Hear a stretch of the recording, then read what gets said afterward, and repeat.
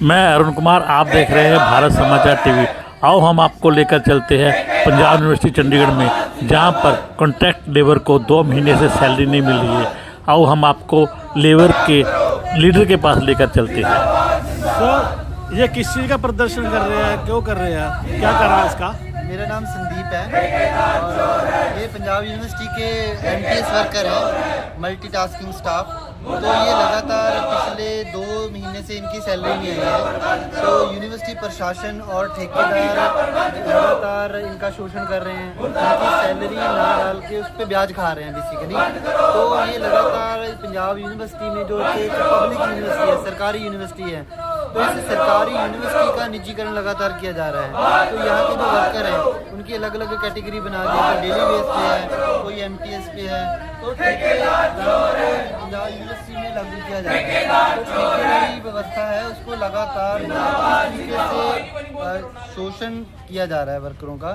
तो पिछले 2-3 महीने से इनकी सैलरी नहीं आई है। हर बार हर दूसरे तीसरे महीने बाद ये होता है कि इनकी सैलरी है जो रोक ली जाती है।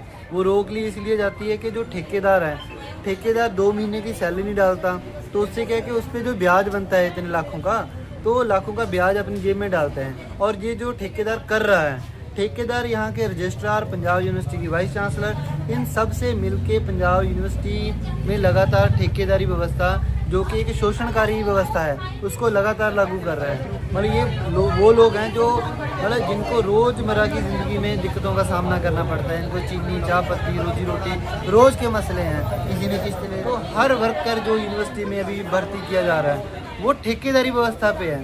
आपका जो कंट्रैक्टर है उसका नाम क्या है? मतलब अलग अलग ठेकेदार हैं, कोई जैन है, कोई समृद्धि है। मतलब बेसिक व्यवस्था है, पूरे देश में लागू की जा रही है।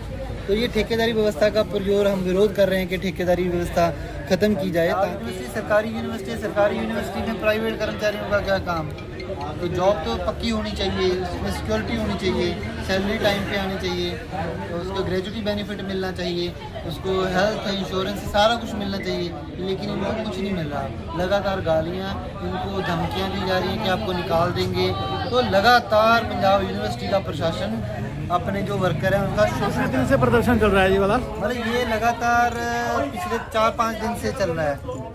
ये कहाँ पे लकुना है वो आपको चेक करना पड़ेगा। और as per labour law you have to give first 10 days और 15 डेज में आपको देना चाहिए। Just a minute, labour law ये कहता है कि जो ऑर्गेनाइजेशन है वो बाद में आपको देगी, आप पहले पेमेंट करोगे इस मंथ में। ब्याज खा रहे हैं जी, ब्याज खा रहे हैं जी,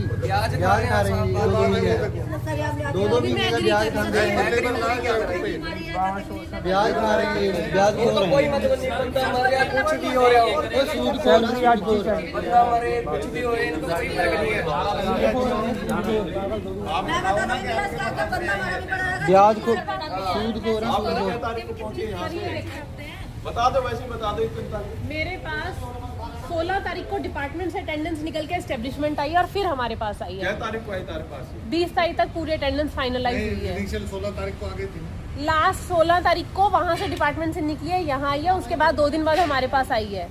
हम 10 तारीख को सैलरी कैसे रिलीज करें? हम एक एम्प्लॉय की सैलरी रिलीज नहीं कर सकते हैं। 10 तक तो सैलरी मिल जानी चाहिए। तो अभी क्या है ऑफिस में क्यों पिछले 10 दिन से तो आप वादा कर रहे हैं। 102 लोगों की सर अभी बता रहे हैं, आज 5 तारीख हो गई। 10 दिन से तो आप 102 डेली लोगों की प्रॉमिस कर सर रहे हो। 200 लोग हैं, 200 में से 102 की सैलरी क्रेडिट हो चुकी है। हो गया कितने बच गए? 98 लोगों की सैलरी रुकी है, 97 की। वो सैलरी हमने बैंक में दी हुई है, बैंक में गई हुई है, लेकिन हमारे कुछ फंड्स ना आने की वजह से वो पेमेंट रुकी हुई है। जो बैंक में भेजे आपने सर वो भेजा हुआ है, लेकिन वो बैंक से क्रेडिट नहीं हुआ, फंड्स नहीं आए थे, जिसकी वजह से वो रुका हुआ है। आज सुबह भी इनको ग्रुप में एक्चुअली कल भेजी थी, कल शाम तक वो क्रेडिट हो गई।